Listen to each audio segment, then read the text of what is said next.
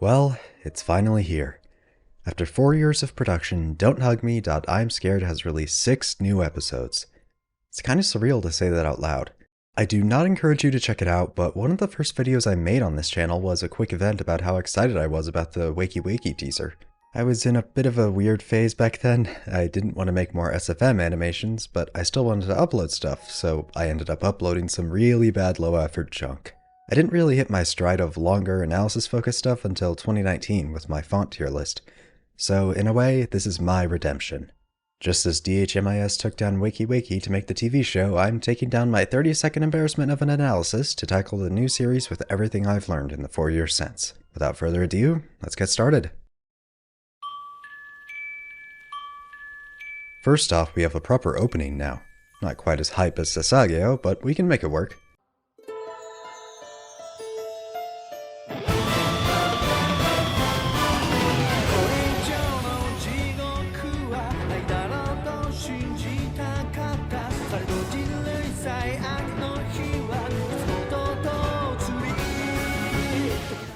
If we look closely, we can make out an eye looking through the walls that looks a fair bit like Roy, so it's clear he's still involved, but we don't know to what extent.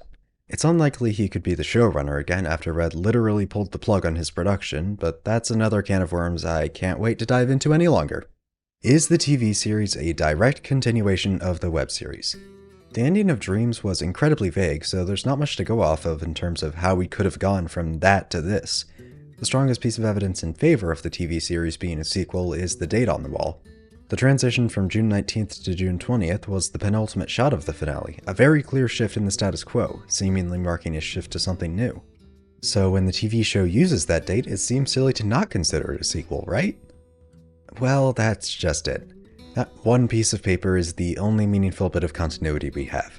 Other than a number on the wall, it's as if the web series never happened. Colin the computer is back, but his personality is completely different.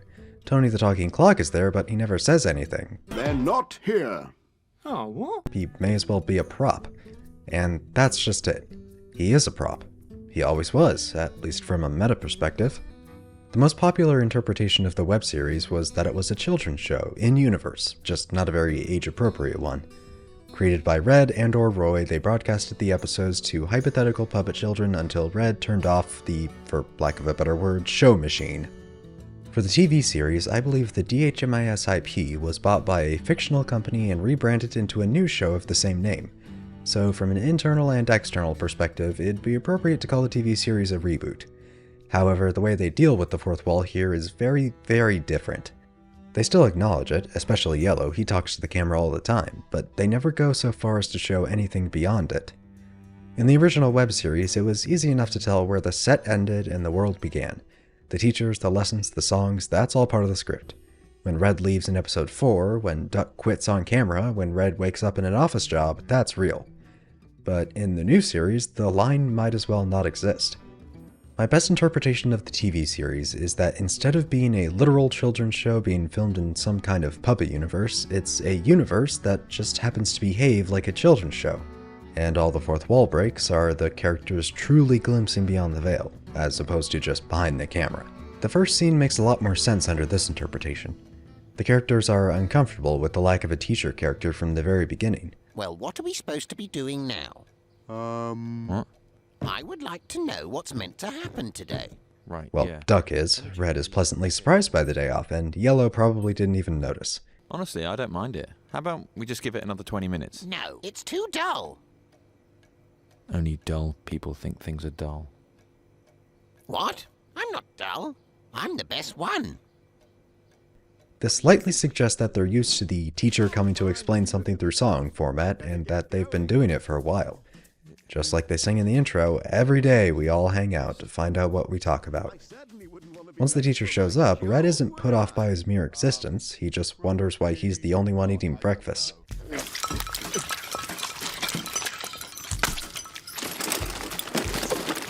Afterwards, there's nothing that sticks out all too much outside of the general weirdness DHMIS revels in. Talking Welt, Slug, War Hero, and Pope on the job board, Duck has aspirations to make a cryptocurrency, And I will invent a digital currency based around respect. based around respect, presumably towards him. That's what really separates the TV series from the original one. Not the cryptocurrency, but the focus on not just horror, but character and comedy. While the web series was always absurd, they never quite dipped into absurdist humor. With a lower budget, they had to focus on getting as much horror as they could in the 3 to 8 minutes they had. With Channel 4 money and a 20-minute minimum, they had to find a way to fill the extra time, so they fleshed out the characters beyond the Sesame Street archetypes they used to fill. Red was always the most normal of the three, but with the others getting stranger and stranger, he becomes a delightful anchor in some episodes. I would really prefer to do as little as possible or nothing at all. Is that an option? While hilarious in others through the sheer absurdity of a normal guy rebuilding his friend out of a claymation blob like he does all the time. Memories of him having a beak. I really feel like he used to have a beak. Said friend, Duck, is the instigator/enabler of most episodes' conflicts. Constantly grumpy, pushy, and unwilling to consider the feelings of others for even a second, he would be unlikable if his insufferableness wasn't so absurd. No, we need to do something. Especially me. In episode 2, he brags and gloats constantly about how he has something the others do not.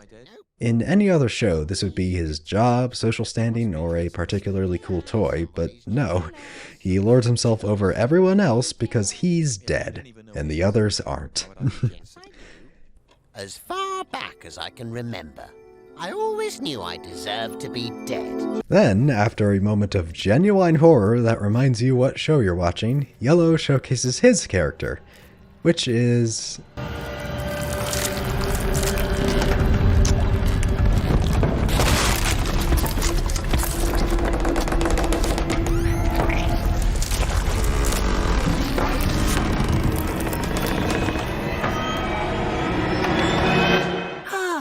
Hello. He's just so dumb.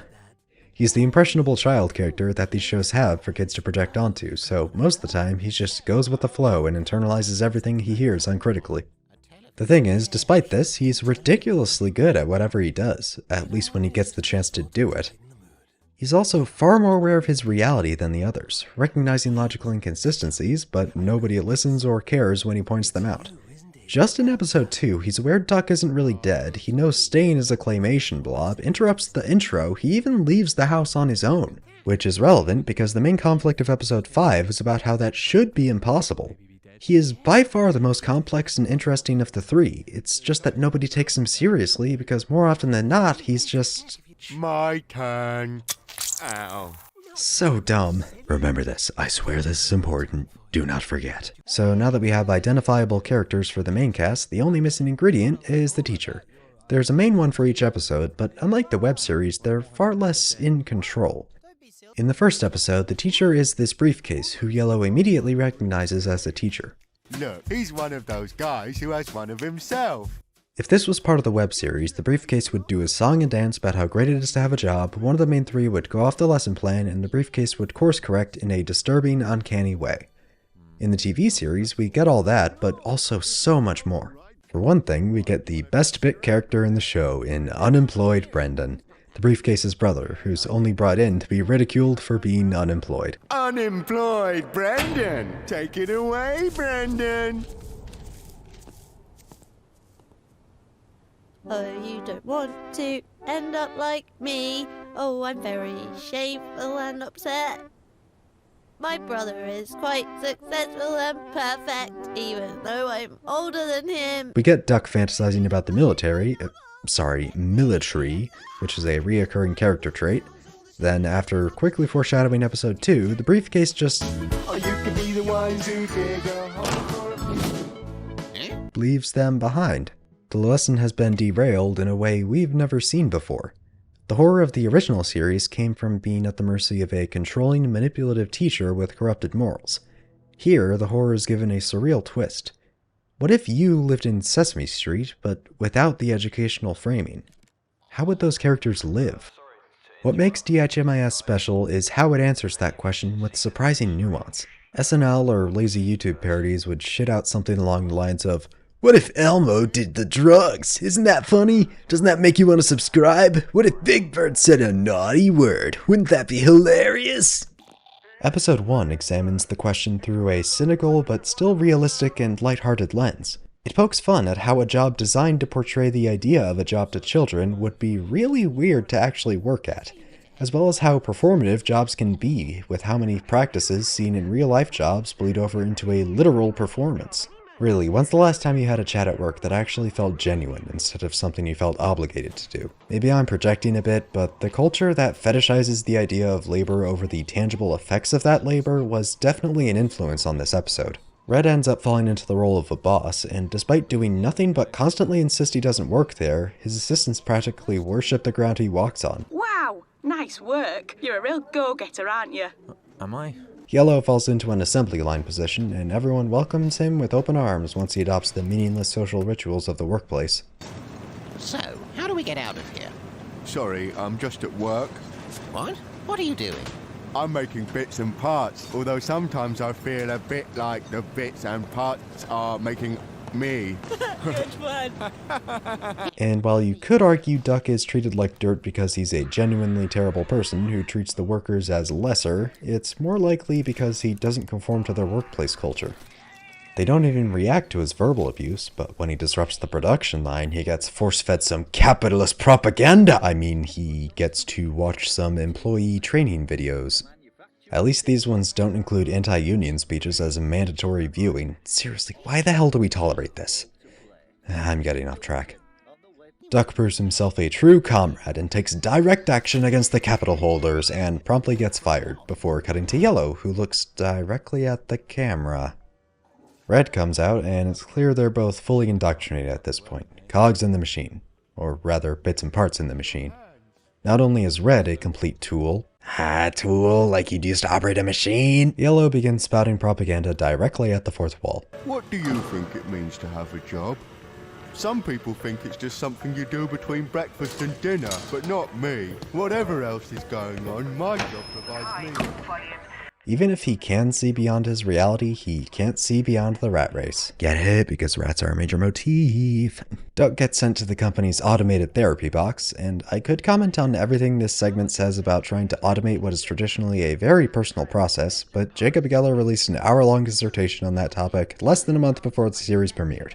For now, it'll suffice to say the robot's mental exercise doesn't solve the problem. All your thoughts are squeezed inside a cube, and the cube is in a garden, but the garden isn't real, and the cube is made of nothing. Now let's imagine we're in a library, and there's loads and loads of books, and they represent the cube, and the cube is actually you. Stop it! I'm not a cube. Turn it off. Duck accidentally hits the Care Hound button, which we've seen flyers for previously.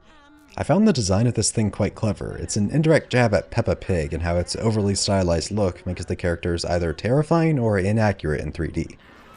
Anywho, the Care Hound eats Duck and barfs him out with a new appreciation for the workplace culture. The music also speeds up a bit when Duck's in the Care Hound, foreshadowing the 40-year time skip everyone else has been subjected to. Witnessing his friend's new looks is enough to snap Duck out of it, and we finally get to the horror this series is known for.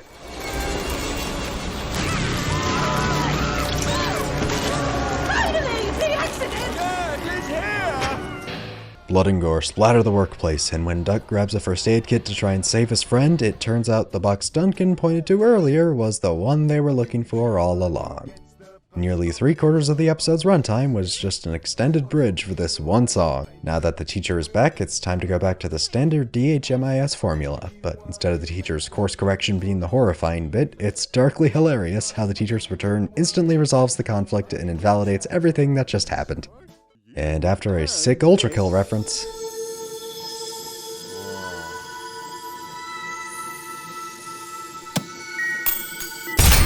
episode 1 ends.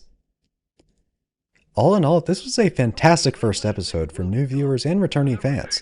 It lays out the status quo of the main three living in a new house with teachers intruding to force a warped lesson onto the cast.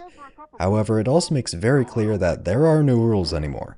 They don't have to comply to YouTube's incredibly outdated and inconsistently enforced content guidelines. I mean, seriously? Footage, audio, or imagery involving natural disasters, war aftermath, terrorist attack aftermath, protests, or medical procedures with the intent to shock or disgust?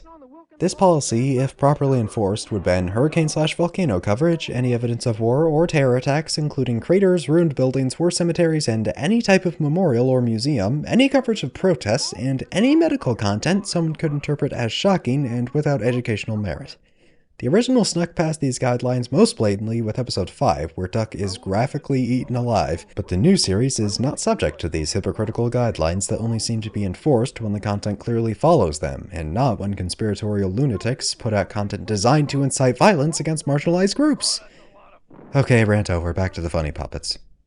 The first episode established an identity for the TV series, making it clear the only change from YouTube to the British Broadcasting Corporation would be the budget increase to deliver its premise in full. No corporate overreach, just the nastiest puppets money can buy. Anyway, it wouldn't be much of a series with only one episode, so let's move on. Episode 2's theme continues the trend of grown-up concepts that kids need to understand but might not be able to fully grasp, at least when explained fully literally. Kids need to understand that when their parents aren't around, they're probably working at a job, but it might be more prudent to introduce the concept as a fun place where employees get along and crack jokes before they learn the realities of the capitalist hellscape we live in. Similarly, kids need to understand where Mima went after she fell asleep in the hospital and didn't wake up. As such, episode 2 is about death, specifically Duck's death, and considering how well that went last time, this should be a real treat. After the opening, and some light banter that implies none of the three actually know what death is. Yeah, you don't even know what it is, so why would I be jealous? Yes, I do. As far back as I can remember. I always knew I deserved to be dead. We get another look at Duck's guts. Oh, how I've missed them. In case it isn't obvious, this episode front-loads all of its horror into this grotesque sequence. The rest is relatively tame. The coffin that spawned from the blood-soaked floorboards is quite soft-spoken, acting like your standard sensitive but still professional funeral director. Hello. You alright? It's quite mismatched with the gang's actual feelings toward Duck's death as something desirable. We also get, in my opinion, the best joke in the show. Hey, it's you! Yeah, listen, I just want to check something. I get it. You want to learn all about your identity. Who you are. No, I was more hoping that I was dead. What? Don't be silly. You don't die for ages. Aww. You die in the lake. Huh? I think you drown. Or say step in Great, water. yeah, whatever. Back in your cupboard. The ID card's clearly meant to be another teacher, and almost launches into a song before Red interrupts him, asking about death, which clearly catches him off guard. Then he just fucking rolls with it, no change in inflection or anything, just, you die in the lake. Huh? I think you drown. Or say step Gets in me water. every Whatever, time. back in your cupboard. We get another fourth wall break that further reinforces when a song starts, there's no break in continuity. Even in what looks like a scene transition that implies a substantial time skip, no time has passed from the character's perspective. We've got a lot of work to do. I said we've got a lot of work to do. We gotta get things ready for the big day, The funeral preparation takes exactly as long as the song, despite the calendar implying it takes 19 days. When we get to the funeral, it's nothing I haven't already touched on. It's not bad, on the contrary it's hilarious, but if I discuss it further I'd just be repeating myself. Suffice to say, it's a great mix of character building and character comedy. Classic good writing. Establish/reinforce character traits, play around with them, bounce it off other traits and other characters, wash, rinse, repeat. When I break it down like that, it sounds like I'm criticizing it, but that'd be like saying molecular physics is an overblown field because all you do is put electrons, protons, and neutrons in different configurations. Clichés are not inherently bad. Cinema sins. I still can't believe one of their most used sins is opening narration, despite their entire body of work being exactly that. 10 seconds of logos, ding. Snarky internet funny man cliché, ding. Marketing a feeling of superiority over popular media by calling anything that isn't explicitly explained to you a plot hole and complaining about exposition when something is explicitly explained. Ding! God, I hope their channel dies. Just like Duck. Yeah, Duck is dead. He went in the hole and he's not coming back. Yellow doesn't really get it, which is really interesting because if anyone would know what death is, especially relating to Duck, it would be him. They are then interrupted by these weird big-headed mourners here to grieve and cry about David. We're just friends. Friends of David. It wasn't called David. So quiet here without David, isn't it? Curiously, Yellow knows Duck's name isn't David, but that's not hard evidence he knows what Duck's name is, just what it isn't. And as if to emphasize just how interchangeable Duck's very name was, their parting gift is a new friend kit. They'll deal with that in the morning, but before that we get this bizarre intermission scene. Yellow talks to the camera, once again implying but not confirming that he knows he's in a show. What do you think happens when we die? Really, this guy's a drunken master at breaking the fourth wall. It's impossible to tell whether he's aware of everything, or so unaware that his random guesses accidentally land on the truth. Wait a minute, is he wearing overalls to bed? He had pajamas in the web series. Well, I guess he wouldn't want to reuse them after they got soaked in oil at the hands of that fucking lamp. Like a paradise. You! Lamp is back to torment Yellow, and I don't know if his lack of recognition is proof of a breaking continuity, or just because he's so dumb. Thankfully, his behavior adds credibility to the breaking continuity because instead of drowning Yellow in oil, he tries to sell him on a religion?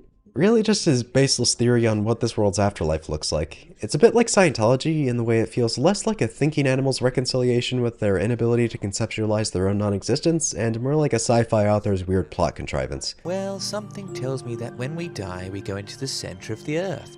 Well, it's not quite the center. It's in between the core and the surface. And we must relive our lives, but as a performance for a new super race known as the Council. And every time you get it right, you get £1. But what? I need to go to sleep now. Good night. It also implies that the pound is the currency here, like in the web series, instead of the Roy coin seen in episode 1, but the way it's phrased, it could just as easily imply weight gain. Cut to the next day, and Yellow isn't coping well with the build a new friend idea, or his massive credit card debt. Already in loads of debt. He and Red almost go into a song about grief, but they're interrupted by an odd default friend claymation thing that doesn't seem to know all too much about being alive without a preset personality. Nonetheless, it manages to cement itself into the intro before the cut to commercial. When we get back, it's Duck who takes the spotlight. Kinda weird burying someone in a fully lit coffin, but who knows, maybe it's tradition. The coffin teacher tries to explain death to Duck, but since his definition is the kind you'd give a child, i.e. it's when someone goes in the ground and stays there forever, that gives Duck enough leeway to do what he does best. Annoy everyone around him until he gets what he wants. Hello. Should we play a game? Should we play snooker? Or maybe beach volleyball? I never tried that. Wow, games, yeah. I'd love to play a game. But actually, I've got a lot to do, so it's gonna have to be a no. And remember, the buzzer is only for when you really need me. Okay, you don't need to press it when I'm here. What commences is an epic clash of professional politeness versus egotistical selfishness. Duck even breaks out his mixtape, so you know it's serious. Let's listen to some music. Where did you get that? What is this? I made it myself. Okay. On the computer. Cut back to the house, and an odd parody of Wallace and Gromit is playing on the TV called Geralton and Havris. Blink and you miss it, but the credit sequence shows Geralton is played by Martin Breadbin Mitchum, while Havris is just Breadbin. Also, two characters we don't get to see are both nicknamed Breadbin. This production is a mess. The rest of the episode is dedicated to the newly christened Stain Edwards finding their place in the cast, and outside of some off-putting claymation bits, they're remarkably positive. Every other character in the show has some kind of dark side or trait that reminds you this isn't a normal puppet show, but Stain's just a cheerful, optimistic little thing who's so excited to be alive, it's genuinely uplifting. The closest we get to a dark side is Stain's questioning of who really built the pyramids, but even that's undercut with a short people for clarification that this innocent little bundle of joy isn't an ancient alien's nutjob. Like who really built the pyramid? People. They're also interested in finance, which I assume is why the debt hog Yellow cuts them off. Finance! Stop it! Jokes aside, when Red and Yellow haven't processed their grief, they're in no mood for a song, and it finally sinks in for Yellow that Duck isn't coming back. It hasn't sunk in for Duck yet, though, as he's finally doing what the main three should do every episode, rebel against their teachers by committing righteous violence. Also piss warfare. Oh, here I go again. No, right, that's it. Coffin brings the hammer down by starting the episode's fourth song, fifth if you count Yellow's trumpet solo, and sixth if you count the opening. It's basically the same joke over and over again, Yellow and Red remembering Duck fondly, despite Duck being nothing but terrible to them. And it's funny every time. It also establishes Duck's infatuation with the military. He told me about the military. You're invincible. Probably because he perceives them to be powerful, and Duck is nothing if not power hungry. That, or he sees the atrocities they commit as aspirational because he is a terrible person. Red's portion is dedicated to using his memories to reshape Stain into a Duck replacement. It's actually kind of tragic how Yellow and Red slowly sand off all of Stalin's... What? It autocorrected to Stalin. So anyway, yeah, it's actually kind of tragic how Yellow and Red slowly sand off all of Stalin's character because they don't know how to cope with Duck's quote-unquote death. The one character who could actually be on Sesame Street, and Red reshapes them into an imitation of a self-absorbed jerk.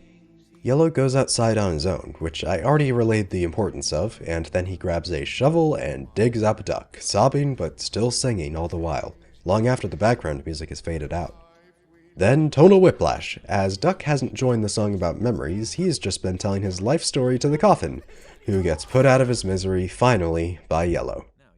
Cut back, and Stain has become indistinguishable from Duck, the only difference being speaking patterns and a concern for Red's mental well-being, something Duck definitely didn't have. I feel like you have some issues you need to work... Just hold the newspaper. One squeaky stare down later, and even that's gone, as Stain has fully become Duck's double. However, before the revised intro song can even finish, Duck eliminates the redundancy, and the status quo is preserved. Ironically enough, the episode with the heaviest theme ended up being relatively light in terms of tone. I guess that's what happens when the subject of the episode is something kids don't really need to know the specifics about, so they end up tiptoeing around what it actually means to die, and focus more on how Duck's death affects the stand-in character, Yellow. I suppose one route they could have gone was to show Duck traveling through the afterlife, Divine Comedy style, but that probably would have gotten real preachy real fast, so I get why they didn't. Then again, they handled the idea of religiously motivated messaging in kids' TV incredibly well in the web series Episode 3, Love. We're directly told via song how Shrignold and the rest of the love cult define love as a very sacred, pure concept that only happens between a man and a woman who are married to each other. But even with symbolism as blatant as literal Christian crosses on graves, it doesn't feel like a thoughtless bash on something the writer specifically had beef with. It feels like genuine commentary on how deeply Christian ideas of love have permeated how people, and especially kids, think about it. We see it even today. When a straight couple makes out on TV, nobody cares, but when a queer couple so much as holds hands, suddenly it's grooming. The whole protect the children narrative surrounding youth entertainment has been used as an excuse to indoctrinate kids into specific ideologies since forever, even ones that have a long track record of harboring sexual predators. In the years since, Christian dogma has shifted, but thankfully, so has Becky Sloan and Joseph Pelling's means to criticize it. So who's up for round 2? Ladies and gentlemen, welcome back to Marketplace of Ideas Mania! Our previous champion, Traditional Marriage, no longer wears the belt after a crushing defeat at the hands of the Funny Puppet Show. But it's not over yet. It looks like the Christian Union Ministry has rebuilt their fallen warrior. Traditional Marriage no more. The Funny Puppet Show now faces traditional family values. Will the Funny Puppet Show reign victorious once again? Or will it fall at the hands of its greatest rival? Find out now after a word from our sponsors. Yeah, I don't actually have a sponsor, but I do want to plug a few things. Download Firefox. Now, I'm serious. Install Firefox with uBlock Origin unless you want to be stuck with Chromium forever. I also recommend Molvad VPN. They actually have in their policy that they never do sponsorships, so that's how you know for sure I'm not being paid to say this. They only charge you by month, so you aren't trapped in a multi-year plan, and they don't even save your payment info, so if you forget about your subscription, they can't charge you for it anyway. Good product. Also, Outer Wilds has a shockingly competent VR mod with full hand presence. Your FOV is super important as a gameplay mechanic, so narrowing it actually makes the game a lot harder and way scarier. I wouldn't recommend it to newcomers, but if you're looking to spice up a classic, or if you're immune to motion sickness, give it a shot. Also, Discord server and Tumblr, because good god, we all need a place to talk about whatever the hell is happening. So anyway, as I alluded to in that pro wrestling bit, episode 3 is about family, another very popular dog whistle for Christian nationalism. But it opens with another Grolton and Havers segment, one which ignited a civil war within the fandom. Is Grolton the man and Havers the dog, or the other way around? Grolton is the dog. No, Grolton is the man, Havers is the dog, I reckon. I could debate this for quadrillions of millennium, but YouTube doesn't allow videos that long, so I'll cut that part out. One bit of foreshadowing later, and we get some classic off-kilter banter that nearly escalates into unspeakable violence before being interrupted by an apple, voiced by the same guy as Red's ID card, Sam Campbell. Hey, why not try a healthy option? Did you know that preservatives... Apparently he's also a co-writer for the show, and a comedian with a knack for surreal and absurdist humor, quite the fit for this kind of show. Sadly, before he can steer the episode towards healthy eating, a topic already used in the web series, he gets eaten alive. Godspeed, my good man. You didn't get much screen time, but you delivered absolute gold in those two scenes. Anyway, Sam's killers are based on two characters from a show of the same name. Was this intentional and part of a wider theme of Sam's devouring Sams in an endless cycle of Sam cannibalism, Samabalism, if you will, leading back to the original Samuel, prophet of Yahweh and anointer of Saul, which, as you know, you'd better call, because if the Constitution says you have rights, then so do I. Apple doesn't, though. For one, he's an apple, and two, he's dead. I don't know why, but out of all the teachers, these are the ones that disturb me the most. Oh dear, Todney. Looks like these guys need our help. Hooray, Lily. There's nothing we like more than to help. They're voiced by another producer, this time James Stevenson Breton, who does a hilariously bad impression of a kid's voice, but that's absolutely intentional. In the series the characters are from, John Alderton did the voice for every single character. We've gone beyond a general parody of a puppet-based children's show, we're going right to the heart of it. And fitting with the series' parodic tendencies, Sarah and James's original personalities as well-behaved angel children have been mutated into obsessive adherence to the way things ought to be. We are a family, aren't we? I'm the dad, he's the pet, and you're the dad? No. Come on, if anyone's the father figure, it's me. No. I even keep little pictures of us in the house wallet, see? That's not you. Isn't So it? if we're not a family, then what are we? Just like a group, or...? A clump? I don't want to be in a clump, I want to be in a family. I want to be the dad. I have a family. No. Oh dear, that's not a family. That's just a dad. We're talking about a full set. When the three bring up their living situation and suggest that they could be a family, or when Yellow suggests just him and his dad could be a whole and complete family, they dismiss it out of hand in favor of their traditional definition of family, which oddly includes some Folgers sibling dynamics, if you know what I mean. Anyway, as is tradition, they reinforce their message about family in the form of a song. Their messages are contradictory and bizarre, saying a colony of ants is a family right before saying you're not a real family if you don't have a landline phone. As Duck points out, their acronym doesn't even spell family, it spells Falbchd. Falbchd. That's not a word. That's right, isn't it, Lily? Family is so much more than just a word. Red is suckered in immediately, while Yellow absently agrees, half remembering his own family through his veil of stupidity. The main setting of the episode is probably why I find it so disturbing, because I have this very specific fear of being trapped in a social scenario where every sensory input is deeply uncomfortable and everyone around me just acts like it's normal. That feeling permeates the entire sequence, gradually becoming more and more twisted, but in deeply mundane ways. Forced to watch videos you don't get, to participate in a board game you don't understand, to stay for dinner even though you'd really like to go home, and finally breaking a rule you didn't even know existed. Who'd have thought I'd relate to puppets so much about social anxiety?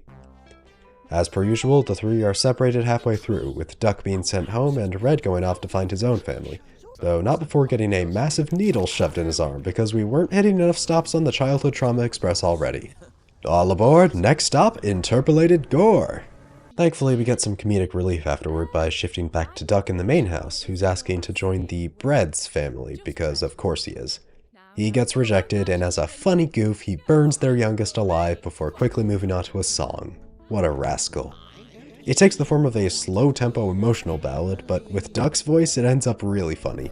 Family of Me by Ben Folds walked so this song could run. I can be there for myself when I need a shoulder to cry on or some financial help. I know who to rely on. Cut back to the house, and we see Todney's a real gamer. He spells his name with a 3, good man.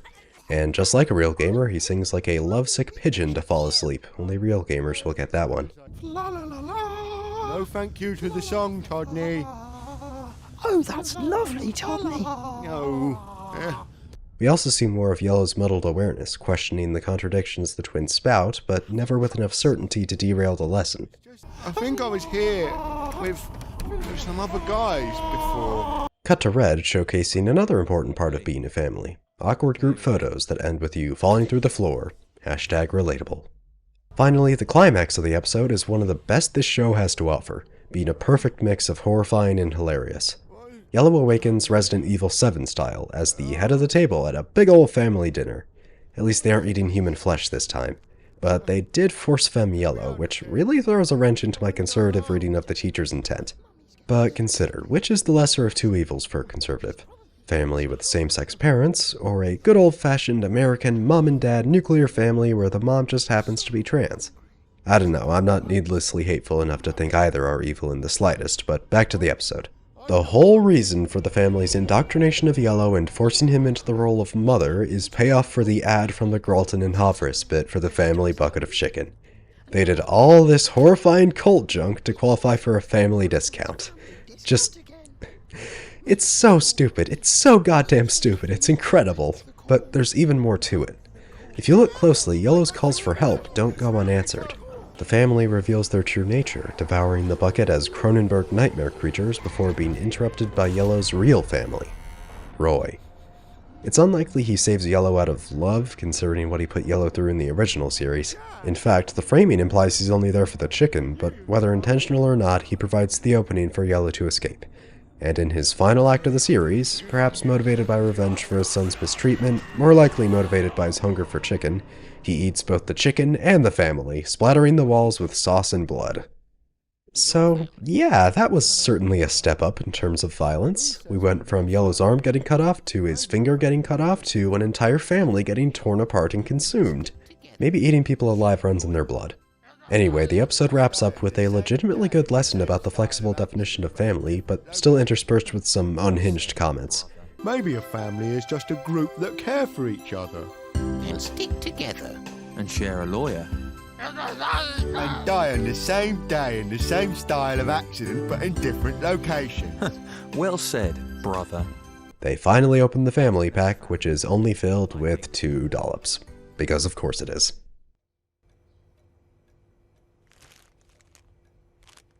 I guess we could share.